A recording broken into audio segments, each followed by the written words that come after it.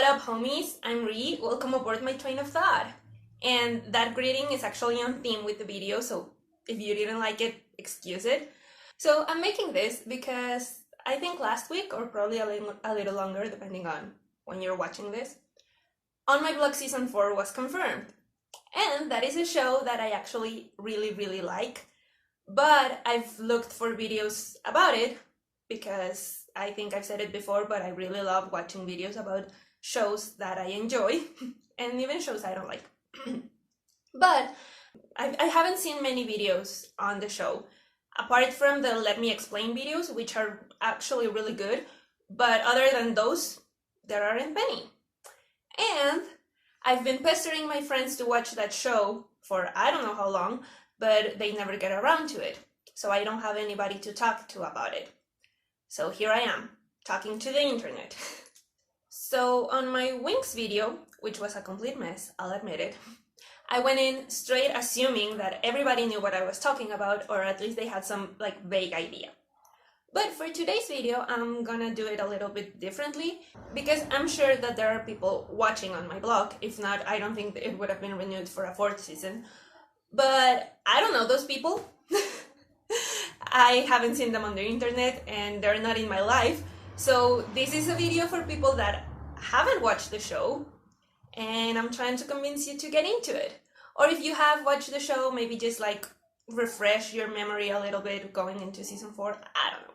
So today I'm going to discuss the show, but without many spoilers. Actually, without spoilers. Just give you an overview. Therefore, we have 3 sections. We have the character sections. I'll give you a rundown on the main characters. Then we have an overview section where I'll tell you a little bit about what the show is about, at least what the 1st season is about, because I can't really explain how the story develops on the 2nd and 3rd season without actually getting into spoilers. So just an overview of how the 1st season goes. And 3rd, some of the reasons why I actually love the show. And that way, people that have seen the show or haven't seen the show can watch this video. And maybe later, when season 4 comes out, I'll make a video on my more specific spoilery thoughts on all 4 seasons. And that'll give you plenty of time to watch the show and then go watch that video when it comes out. Yeah. All right, let's get into it.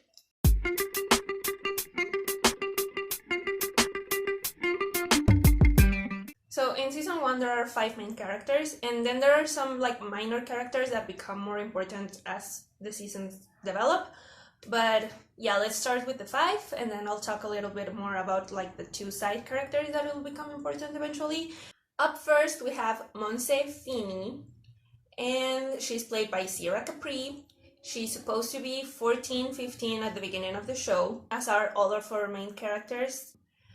And she lives at home with her single dad because her mom left her when she was around 3. And as a result of her growing up without a mom, she's not a girl's girl. Her words, not mine. And I like that it's not played in a kind of, oh, I'm not like other girls, I only hang out with boys because girls are so much drama or whatever. No, it's not that way. She actually wants to have girlfriends, but she doesn't know how, and she feels a little bit more comfortable with the dudes. But eventually, you see her becoming friends with Olivia, who is one of our main 5, and I'll talk about her later. Also, she thinks that she knows what's best for everyone, and she can get a little annoying sometimes because she's very stubborn. But you can see that she really loves her friends, she really cares about them, she wants their friend group to remain together. She doesn't want anything to change or break up the group or something. And that can lead to her hiding stuff or lying to her friends because she thinks that if she tells them about something, that it's gonna separate the group or something like that. Also, we're told that she wants to be a writer when she grows up. We never actually see her write anything on the show. We're told that she wants to be a writer, and everybody around her believes in her ability to be a very good writer, and they believe that that's what's gonna get her out of Free Rich, and she's gonna go on and become some really famous writer. And yeah, that's Monse. She's tomboyish, she can get a little annoying, she's very stubborn, she's really sure that she knows what's best for everybody, and she won't shut up about it until they agree with her. And yeah, she's really caring, loving with her friends, and she has like this back and forth thing with Cesar, who's actually our next character. Cesar Diaz, played by Short King Diego Tinoco. He's our resident tortured bad boy, product of the circumstance. He's not a bad boy by choice, but by chance. He has this older brother that everybody calls Spooky, and he's like a big name within the Santos gang. And I'll explain a little bit more about Spooky and the gangs thing later. But pretty much, Cesar was born into a family of Santos, let's say. His brother is a Santo, his dad was a Santo, his great-granddad was a Santo. You get the drill. So he's pretty much in the gang life by birth, not because he wants to be there. And yeah, he just wants a better life, but he struggles knowing that it's not really in his cards. And actually, him being a Santo is what like moves the plot along. It's actually like a very big part of the storyline moving forward. And yeah, he's just like a good kid with a good heart that wants to protect his friends. Even if they're not like brought into it because of him, they can still be affected because it's a neighborhood with gangs. So he's really kind of like conflicted because him being in the Santos is kind of like a way to give protection to his friends, but it's actually also kind of like the thing that could put them in more potential danger. Yeah, it's a whole drama of him not wanting to be a Santo, but not really having a choice there. And as I said, he has this back and forth, on and off thing with Monse. And yeah, Cesar is basically our dark, alluring bad boy with a heart of gold that everybody's trying to save from the life that he was born into. Next we have Ruby Martinez, played by another Short King, Jason Genau? I don't know how to pronounce his last name, I'm so sorry. He's kind of like the adult of the group, but not in the same way as Monse, that Monse thinks that she knows what's better for everyone. No, he's just like, he has a very grown personality. Like in the very first episode, we're told that he does the taxes for someone's mom, and if you know anything about taxes, you know that that's like a very grown-up thing to do. Yeah, he really likes to be in control of everything. He's a control freak, and he needs to have a plan for everything. He needs to be working through things, and he doesn't like to slow down. Also, he's a big talker. Like, he can talk your ear off. And he believes that he's really persuasive because he has all these great arguments and all these big words. But honestly, people just give in to him to get him to stop talking. Just like with all of our other characters, he really cares about the group, but he often stresses them up with all his talking and all his worrying and all his controllingness. Usually we see everybody hanging out at his house. And he has this really big, loving, typical Mexican family. His abuelita lives with him. His parents are very loving. Like, he has a mother who's, yeah, kind of overwhelming, just like many Mexican mothers are, but she's really loving, and they're both really supporting. He has an older brother and 2 young twin siblings. And yeah, he's just coming into his teenage years. He's just figuring himself out. He's really into girl, or more particularly one girl, but he doesn't really get her attention because we have resident bad boy over here. But he still doesn't give up. He really goes through some in the season 1 finale, but I won't get into it because that's like a very big spoiler. But my poor baby. Then we have Jamal Turner, played by Brett Gray, and I don't want to say it this way because I know it's gonna sound like bad, but he's kind of like the forgotten friend. At least throughout most of season 1, he's just off doing his thing, because he's really obsessed with this urban legend that there's money buried in the neighborhood, and his friends don't really believe in him, so he's off like on this treasure hunt. And it's kind of like a running joke that all is just forgotten. Like, you really get to see a lot of his life, but as a character he's kind of like just simple. He's very hypochondriac.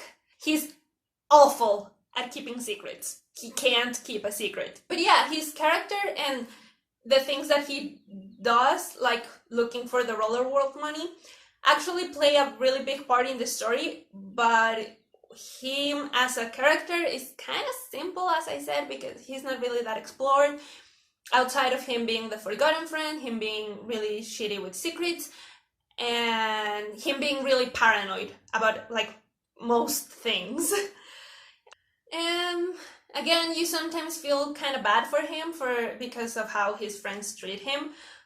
And other times he can get like a little too much. And let me just say that that's actually kind of something that I kind of really like about the characters, that they all have their flaws. They're all really loving, really caring, really good characters, but they also can all get a little annoying, so you go from loving them to hating them, sometimes within the same episode, and that, for me at least, just makes them feel like very real people. Lastly, for our main crew, we have Olivia, played by Ronnie Hawk. And she's the whitest one in the main friend group. Like, she's supposed to be Mexican, her parents are supposed to be Mexican, but she's just a basic white girl. Doesn't help that her actress is a white supremacist. Sorry. Unlike the other four characters, she's like a newcomer. The other four characters have been friends since the 4th grade, but we're introduced to Olivia only in season 1, episode 1. And that's because I think her parents are getting deported, or they're just like having some trouble with immigration. And she's sent to live with Ruby's family. We're introduced to her as Ruby's cousin, but they're not actually like blood related. They're just like cousin in the sense that their mothers are really good friends. And so she's the new one in the group, but you see everybody just embrace her and accept her. And I really like that, because they could have gone in the direction of, I don't know, Monse being jealous of her for being another girl in the friend group. And you kind of see that a little bit, but not really, because again, Monse really wants to have a girlfriend, and they all accept her. Ruby's really interested in her, but she doesn't like give him the time of day. Like, she's really sweet to him, but she doesn't see him as anything other than her friend that lives with her. And yeah, she's in the middle of a lot of things that happen. She's one of our main characters, but she's also kept in the dark about a lot of things, because she doesn't really understand like the neighborhood's rules for survival, and the other guys don't really want to get her much into the gang life situation that they have going on, because they don't want to worry her. She has a lot on her plate with her parents' situation, but you just see her come into the group and be accepted. She's like the cool new girl, and I don't know what else to say about her other than her actress like really gave me issues. Like, she's the only casting decision that I have an issue with. But moving on, now I'm gonna talk about two minor characters, but that they really become important later on in the show, and that is Jasmine, played by Jessica Marie Garcia. And let me say, I rewatched the show to do this video just to have like everything a little fresher on my memory, and honestly I didn't remember how annoying Jasmine was on season 1. Like, I had a big idea, because she keeps pretty much the same personality throughout all 3 seasons, but she becomes like a bigger part of the show on those later seasons. So you see her character being explored a little more, and you see her become like this very loyal and supporting friend who's just really herself, even if her personality is really loud and can sometimes be annoying. But it's just that in season 1, she was kept just like a comedy relief character, and so you don't see her explore that much, so she's just the annoying girl that's obsessed with Ruby but nobody wants there. And yeah, just bear with her. I trust me, you'll eventually get to love Jasmine, as I did. And next we have Oscar, aka Spooky Diaz, played by Julio Macias. And he's Caesar's older brother, and as I said, he's like this big name within the Santos. And just as his nickname would suggest, he's spooky. Well, at least at first. That's actually something that these two characters that I'm talking about, Jasmine and Spooky, they don't get very explored in season 1. They're just reduced to one-note characters like the annoying girl and the very big, intimidating cholo. But as the show progresses, you see them more like explored, they are given more depth, and they really start taking a place in your heart, or at least they did in mine. And yeah, Spooky's just intimidating, unsettling, and in season 1, that's pretty much all he is. You get a little bit of insight into his character on episode 8 of season 1, but just like the teensiest bit. But trust me, by season 2, well, by like the middle towards the end of season 2, you'll eventually get to love him.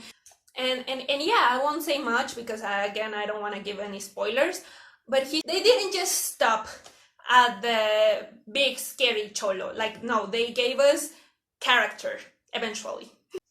And I'm actually really interested in seeing where they take his character in season 4. Like, I think even more interested than what they do with the other main characters. Like, and of course you have many other side characters, like you have Ruby's abuelita, who's iconic. I love her. She's peak comedic relief and also peak Mexican abuelita. Like, really. And you have like the parents and the other cholos, and I won't get into them because I don't have time.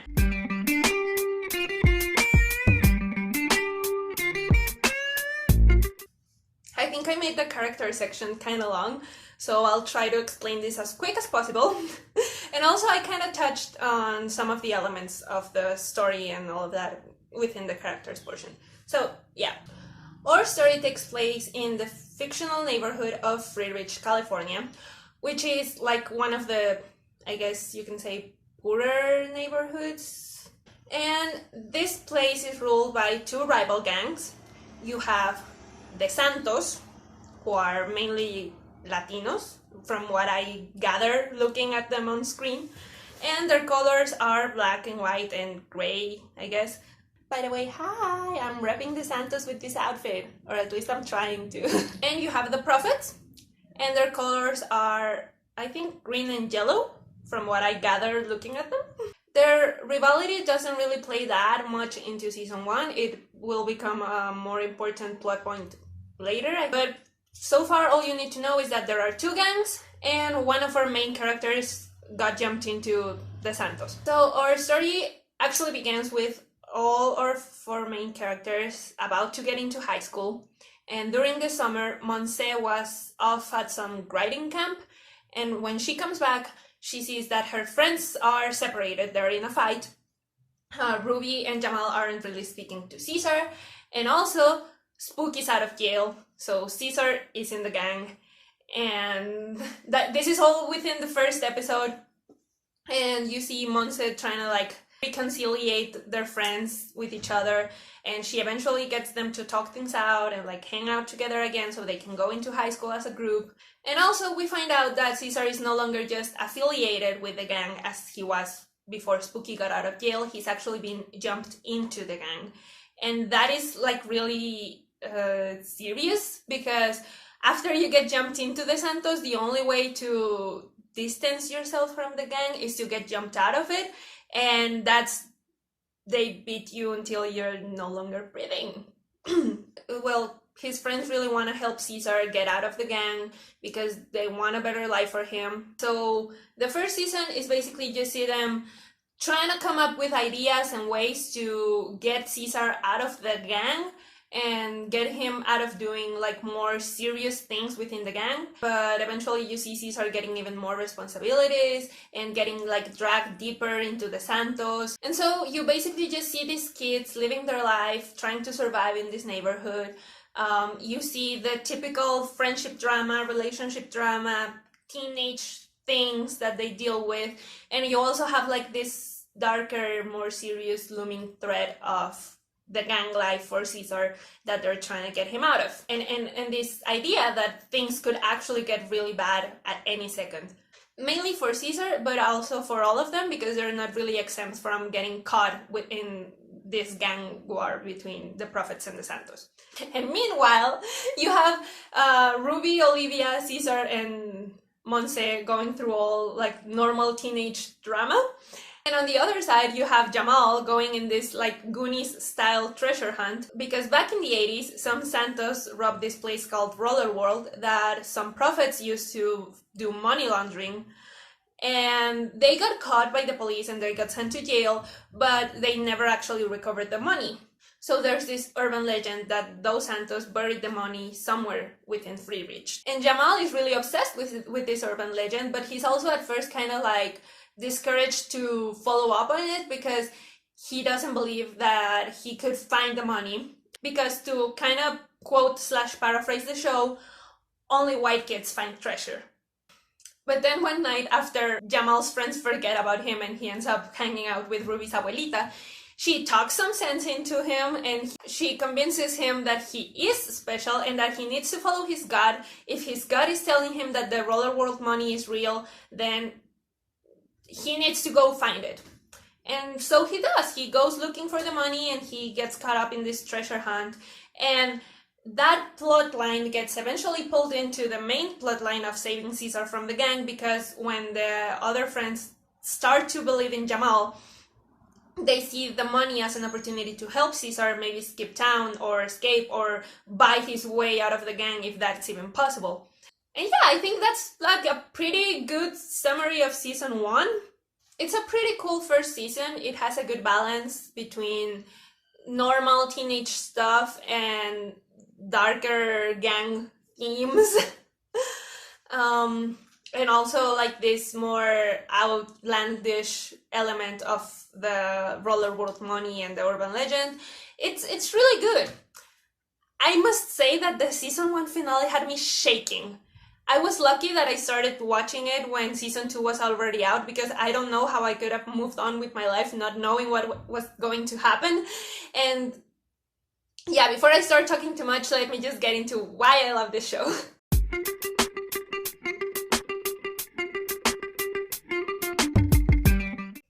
Well, first of all, I think I need to point out the diversity and the representation within the show. I loved seeing a main cast of color, and I loved seeing like the many different situations of their lives at home, because most of the time you just see them like struggling or with broken up families, and in this case you get many different family life situations. Like you have the broken up family with the single dad in Monse's case. You have this no parents at all situation with Caesar and him being raised by Spooky. You have the big Mexican family in Ruby's family, and you have the only child dynamic but with really loving parents that live together with Jamal. And I really like that variation. And I also kind of loved seeing parts of my culture on TV, even if it's not my culture as I'm familiar with, because I don't live in the US, and that is a very kind of like gringa chicana way of living. I still loved it. And on this topic, I actually loved the Spanglish on the show. At first, I felt it was kind of forced. Like in the first episode, you see Caesar call them compas out of nowhere, and I was like, what? But then they incorporate Spanish words into their speech like very naturally, especially the curse words. And yeah, they kind of stand out, but coming from someone who speaks Spanglish in their daily life, only like in a reverse kind of way, where I incorporate English words into my Spanish daily speech, it can stand out, but it doesn't mean that it doesn't feel natural. I don't know how to explain it. And I also loved how fast they all spoke. Like, I was never bored by a conversation on them. They just have this really good back and forth with every single character. And yeah, I really loved it. I also love the side character development. As I said, at first you can find Jasmine very annoying, but eventually you'll come to love her. And biggest of all, Spooky's character development. I love that they didn't get stuck within the big scary cholo trope. You see his motivations, you see he had dreams outside of the gang life, and you see that this persona is just basically one that he had to develop to survive. And I really love that it feels like they put care into creating the characters. They're not just like cliches and tropes. Just like with Monse and her being tomboyish, but not being the typical I'm not like other girls girl. They really put some thought into the characters. Another thing that I loved is how well they balanced the tone in the show. And I feel like it really needs more recognition than it gets, because you have this very typical dark and gritty teenage Netflix shows that deal with very dark topics and serious issues, but in a more fantastical kind of way. And then you have this show that deals with dark issues, and they're real life dark issues, because I won't deny that gang violence is a thing, and it's like a very severe, serious thing. But they deal with it and they incorporate it into a sort of brighter world, and they balance it really well with comedy and with normal teenage life.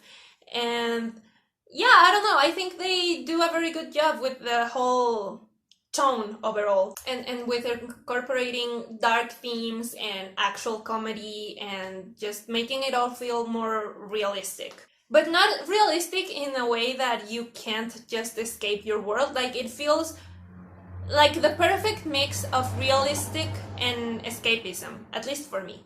I don't know. Also, the progression in the storyline and the things that our main characters end up getting themselves into feels earned, feels real, feels natural. Like I said, it starts with them just pretty much living their life, trying to survive, but not really that serious stuff happening to them. And you have this treasure hunt until eventually they get themselves into this darker stuff, but it doesn't feel like it comes out of nowhere. And it really makes sense within the show, like the progression their lives take. Also, I really like that they don't really glamorize the gang life. It's not like one of those shows where you want to get yourself into a gang. No, they deal with the dangerous aspects of that life. And I didn't come out of it wanting to become a chola, just wanting to look like one. I'm sorry. But yeah, I really like that they deal with this darker stuff without glamorizing it, and without actually condemning it either, because you understand why someone would end up in that life and what someone has to do to survive. And finally, or at least finally for this video, because I could go on and on and on for hours, but I don't want to make this like that long. I really love the soundtrack. Like, I have not much to say here. I'm not well versed enough in music to like explain why I loved it. I just feel like it really fit in within the show, and it matched the energy correctly, and all the songs have really good beats, and I love them. So yeah, I am aware that the reasons that I love the show are probably very like personal and specific to me and my situation and my culture and all of that. But it's honestly just a good, enjoyable show with a really interesting storyline, in my opinion. And it's also good for casual watching if you're into that. The characters feel real, the plot points make sense, the comedy is really good, and you just find yourself enjoying it, even with the looming threat of gangs and drugs and violence in the background. And yeah, I'm just really excited to see where they take it in season 4. And I hope I convinced at least one of you watching to go watch the show and enjoy it. And yeah, I just wanted to share my love for on my blog here. Anyways, I hope you enjoyed this video, and as I said, I hope I convinced you to watch the show. If I did, leave a comment telling me that you're gonna watch it, or go watch it and then come back and leave a comment telling me what you thought. Or if you've already watched it, comment down below if you loved it, was it for the same reasons I did or for something different? Or if you didn't like it, then why must you ruin my fun? Just kidding, but tell me why you didn't like it. And yeah, just feel free to comment anything that you want, really. If you made it this far in the video, please consider liking it. And if you're not subscribed but you liked my energy, also consider subscribing. And yeah, thank you for riding this train with me, compas. We've reached the last station, so you can hop down now. Alright, adios! I felt like Dora back there.